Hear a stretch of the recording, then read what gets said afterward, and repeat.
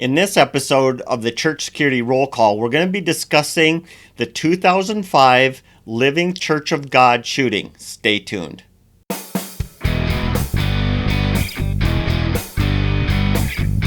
Hi, this is Chris with Sheepdog Church Security, and this is your Church Security Roll Call.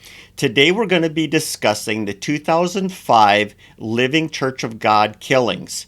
If you'd like to read that entire article, go to our website, sheepdogchurchsecurity.net, and look under the News tab. So let's begin in the Bible as we always do. This is Exodus 6, verse 9, and it reads like this. Moses spoke thus to the people of Israel, but they did not listen to Moses because of their broken spirit and harsh slavery. So we are going to be discussing this killing where many people were killed. But before I do that, I do want to remind you of our special download. It is the safety team training record. Make sure you get a copy of that, and it's really a good guide and a good way to record the training of all your team. So let's get into this shooting. So on Saturday, March 12, 2005, in Brookfield, Wisconsin, a man who had left the Sabbath service 2 weeks earlier returned. Coming in after the service had started, he pulled out a 9mm handgun and began firing. First at the pastor and his family, who were sitting in the back row, and then at others. After shooting several others, reloading once, he turned the gun on himself. When police arrived, they found 12 wounded persons, 8 of them dead or dying.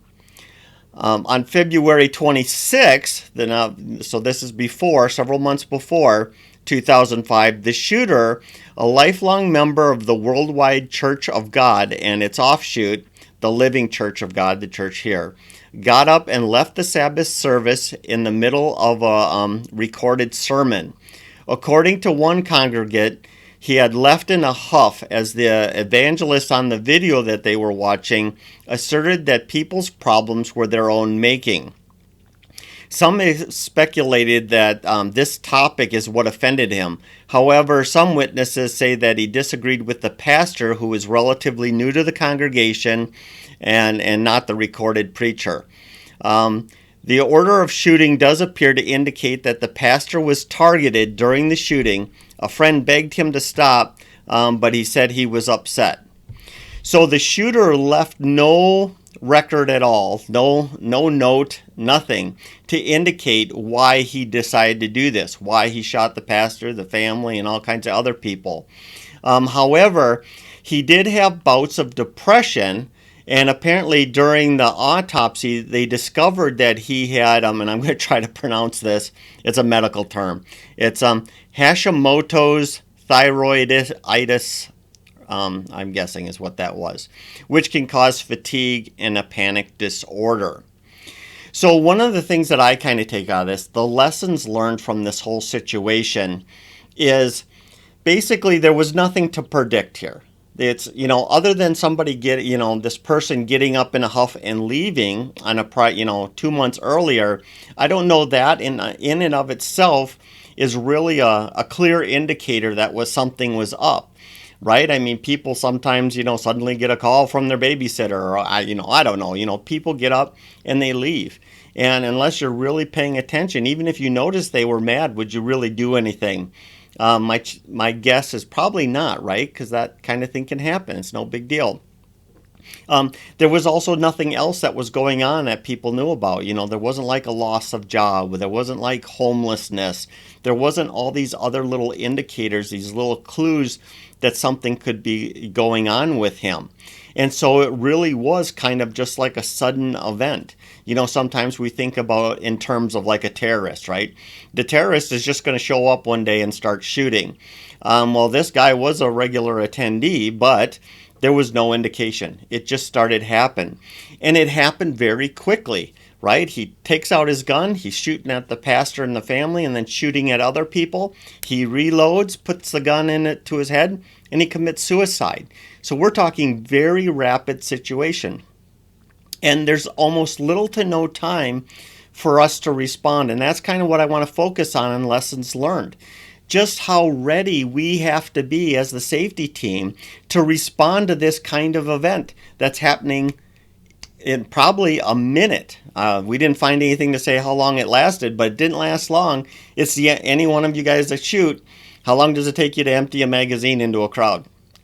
Probably not long at all, right? I mean, even if it's a large capacity magazine, I mean, still, it doesn't take long. And then a quick reload and then killing himself all happens very fast. So I want to focus on three things for dealing with a rapid situation. The first one is mental preparation. We cannot hesitate at a time like this. And while we might tell ourselves that we would not hesitate, it really actually does take some training to prepare yourself mentally for this. Now, there's some good books out there that you could read. Dave Grossman's got some great books that talks about the psychological implications of a deadly force encounter and ways to prepare and ways to deal with that. Very good read. I highly recommend it.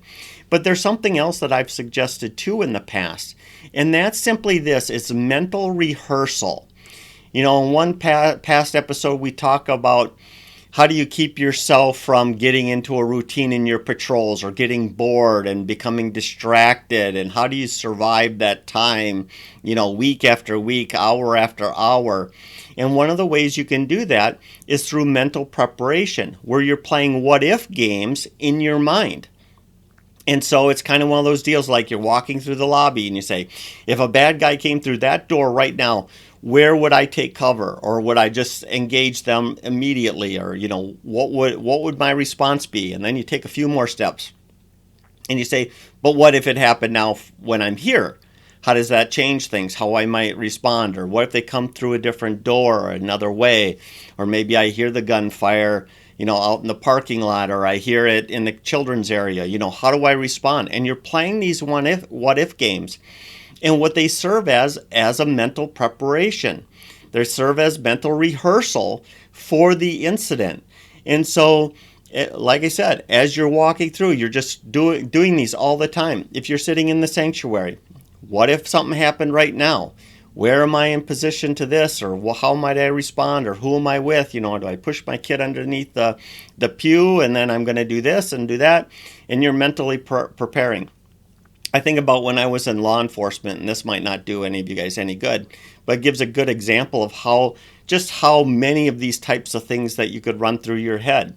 So I would think in a traffic stop, if I pull somebody over and they jump out of the car and start shooting at me, what am I going to do? Am I going to hit the accelerator and try to run them over?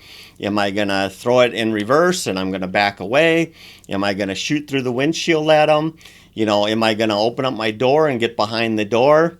What am I going to do if they start shooting before I even really get out of the car? Then if I'm getting out of the car, what if I'm halfway out of the car? Am I taking a position behind the door? All those kind of options. If I'm approaching and they start shooting at me, do I back up to my car, or am I going to split between the two, cut between the two vehicles, approach on the passenger side and engage them through the passenger window?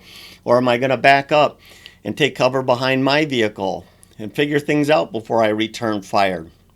Or I'm at the door and they pull the gun. What am I going to do? And so you can see every step of the way as you're walking through the church, as you're sitting in the church, do these mental rehearsals. Think about, what would I do now if this happened? And really it goes beyond that. I mean, this is all about active shooter, and certainly it's something we have to think about. But that can go for all kinds of emergencies, right? So what happens if there's a fire right now? What happens if there's a medical right now? What happens if there's a verbal disagreement, disruption going on? What if there's a protester? And you run these rehearsals and they go a long way in preparing you for something that happens this quickly. You've kind of already run some sort of similar scenario through your head.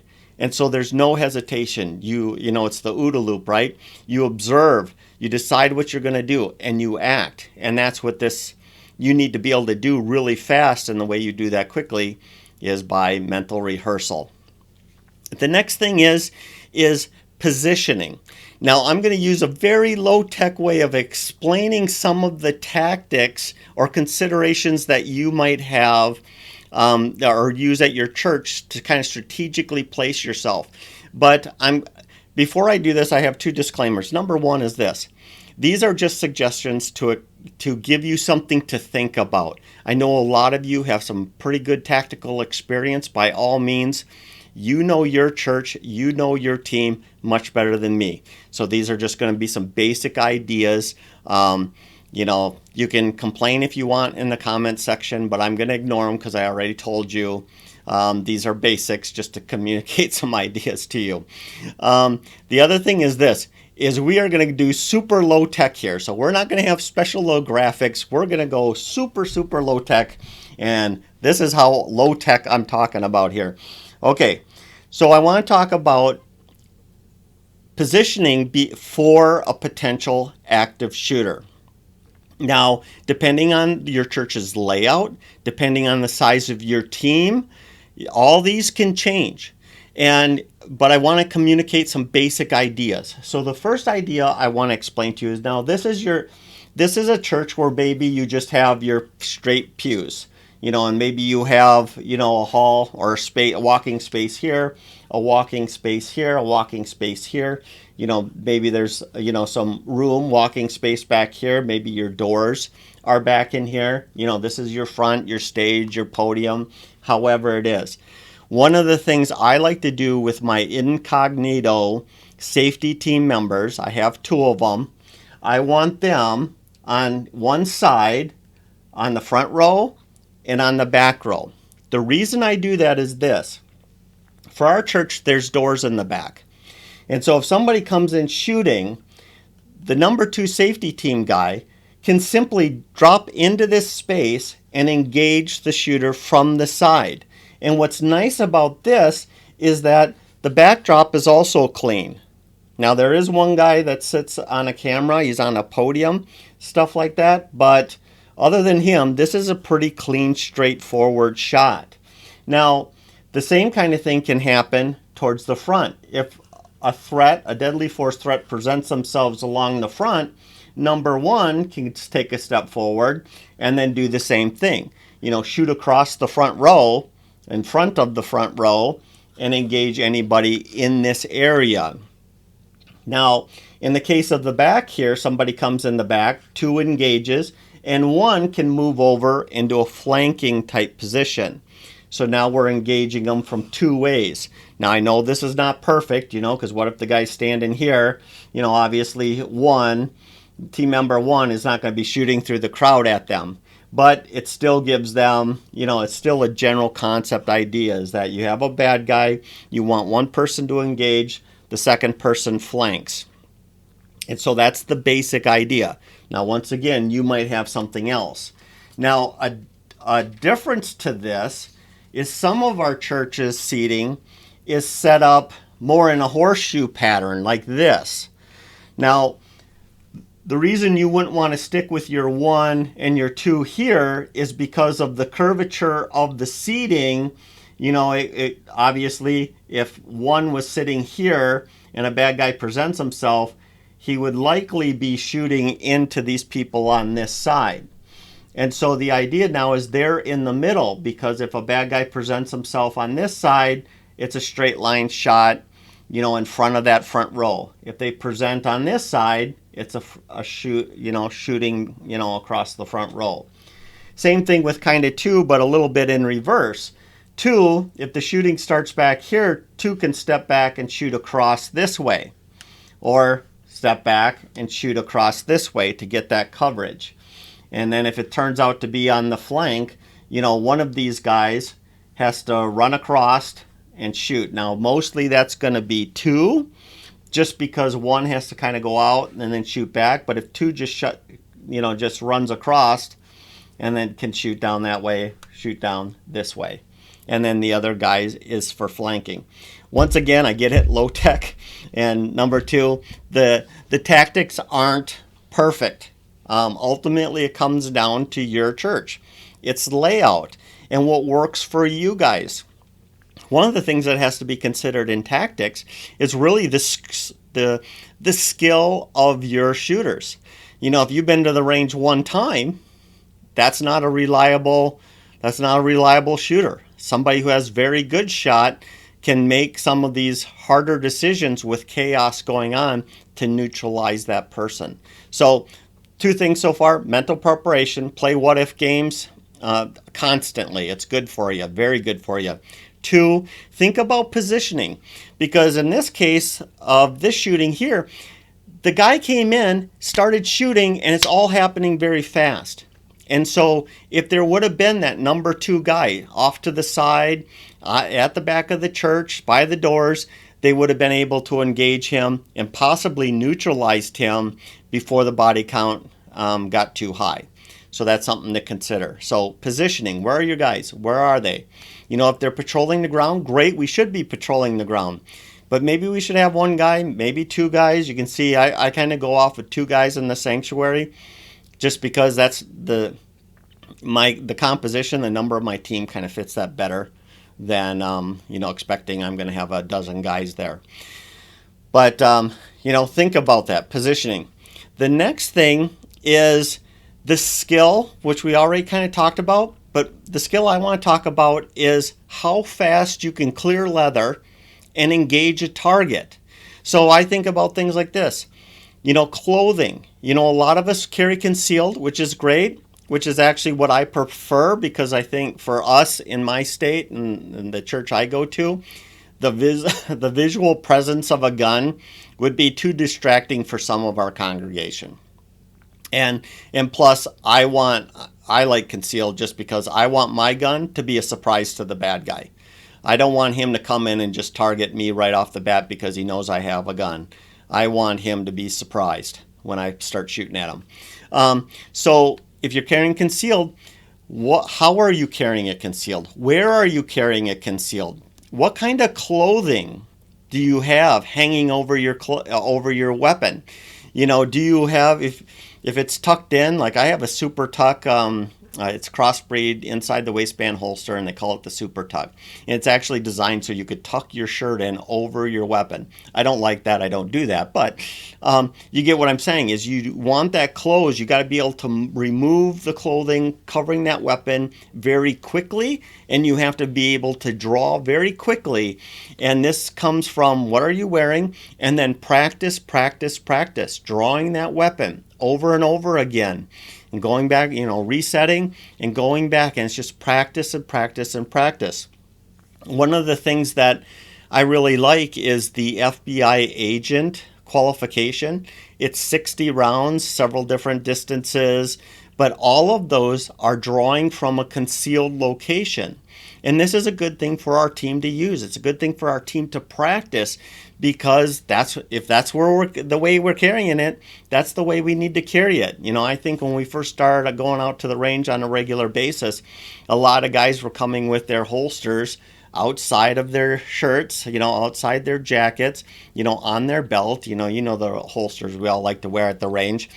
And it's like, if you don't carry like that at church, you shouldn't carry like that at the range, because you're practicing the wrong skills. So get that, if you want, send me an email. I'll send you the FBI standard. It's pretty good. You can alter it, make it fit what you need, but it's something to look at. The other thing is training and point shooting. So what I think about when I first learned how to shoot a handgun through the Army, there was a lot about, sight picture. And you get trained into doing that. You bring that weapon up, you get that good sight picture, and you engage the target. And maybe that's good. It's a skill that maybe we all should have. We should know what a proper sight picture is. And for our further attempts to shoot somebody, it's going to help us to use the sights and get a good sight picture and squeeze off that round. However, in shorter distances, really drawing and having a good natural aim is just as important, maybe even more important, because if you're that close to a deadly force threat, you don't really have time. So that quick draw, pointing that weapon at the enemy and shooting them and getting rounds on target, which is extremely important in a populated congregation, has to be something that we train, and we train on a regular basis. So if you have new shooters, I would say, yeah, go ahead and start in the old, the fundamental way, right? Teaching them all that stuff, getting those skills in place. But as those skills get stronger and more established, then we need to look into what might be considered maybe a teeny bit more advanced. I wouldn't call it advanced, but plus, basics plus, is to start practicing that point shooting and make sure that we get that skill developed in our team members. So, 3 things: mental preparation, what if games, positioning of your team in and around the church so that you have the fastest response possible for this type of shooting. And then 3, making sure we're developing our skills for quick draw and engagement. Another lessons learned, and this one doesn't apply here necessarily as good as the things I just discussed, but I want to kind of just remind you again about having some sort of program that intentionally ministers to people hurting in your congregation cannot be ignored.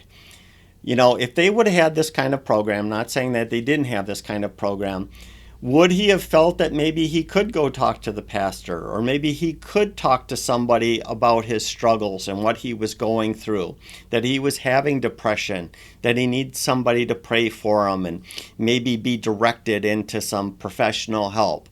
We don't know that. We can guess and what if all day long. We don't know. But if we have these kind of programs, we can kind of mitigate these things from occurring, at least many of them. All right, so that's basically it. I mean, lessons learned. These things can happen and happen fast, and we have to be prepared to respond with that. Now, where they're going to have 100% saved with a faster response, maybe not. But there's a difference between 1 and 2 and 3 versus 11. So let's make sure that we're trained. Before I let you go, I do want to remind you about our safety member certification course. It includes active shooter response, and it's a good course. It covers all kinds of, it's a very wide range from lockdowns, run, hide, fight, and what the team might do. I encourage you to check that out. Other than that, if you like this video, I'm going to ask you to kind of like us. Our little emblem's going to come up on either side here in a little bit. Click on it, click subscribe, hit the notification button, and let people know. Respond in the comments. Even if you disagree with me, that's fine. I'm sure a lot of people disagree with me. That's great. Tell me what your thoughts are. Let your friends know. Comment, like, share this thing. Get these videos out there. The whole point of making these videos is to give you guys something to think about. And we want that to be more wide-ranging than just you or just your church. We want this to spread across the nation among all of our churches, to change the mindset that people have, to stop living in denial and stop rejecting the idea that a safety ministry is somehow a bad thing. We want to change those minds. So please share, like, all that good stuff. So thank you so much for being here this week, and hey, let's be careful out there.